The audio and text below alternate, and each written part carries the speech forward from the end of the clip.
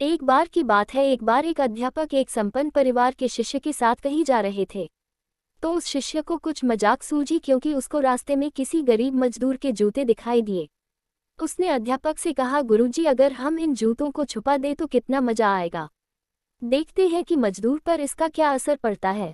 अब उसको तो मजाक सूझ रहा था, लेकिन गुरुजी ने कहा कि नहीं, गरीब इंसान के साथ इस तरह का भद्दा मजाक करना ठीक नहीं है। उसने कहा, क्यों ना हम इन जूतों में कुछ सिक्के डाल दें और देखें कि इसका इस गरीब मजदूर पर क्या प्रभाव पड़ता है। उन्होंने ऐसा ही किया। जैसे ही मजदूर अपना काम करके लौटा और उसने एक पाँव अपने जूते में डाला तो उसको कुछ कठोर सा महसूस हुआ। उसने अंदर हाथ डाला तो उसको कुछ सिक्के दिखाई दिए। वह थोड़ा आश्चर्य में पड़ गया। आसपास किसी को देखा तो कोई भी दिखाई नहीं दिया। वापस उसने दूसरा पैर अपने जूते में डाला और वापस उसको उसमें कुछ सिक्के दिखाई दिए। अब दोनों जूतों के सिक्कों को उसने अपने हाथों में रखा और प्रभु की तरफ इशारा किया, है प्रभु, पता नहीं किस भले मानुष ने यह सिक्के मेरे जूतों में छुपाए हैं, लेकिन जिसने भी छुपाए हैं उसको मेरी दुआ है ताकि इन पैसों से मैं अपने बच्चों और पत्नी के लिए कुछ खाना और दवाएं ला सकूंगा। और इतना बोलकर वह चला गया। इस बात को शिष्य और अध्यापक दोनों सुन रहे थे। अब अध्यापक ने शिष्य से पूछा कि अब तुम मुझे बताओ कि तुम्हें कैसा महसूस हुआ, तुम्हारी पहले वाली मजाक या मेरा यह तरीका।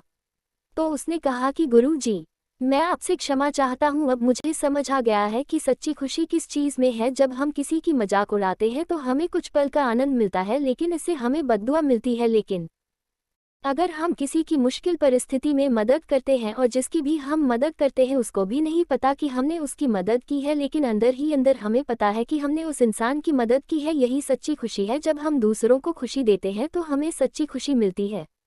इसी तरह खुशियाँ बांटते रहिए, लोगों की मदद करते रहिए और दान करते रहिए। जिसके भी आप काबिल हो, जितना भी आपसे बन पड़े दान करें, लेकिन दान जरूर करें।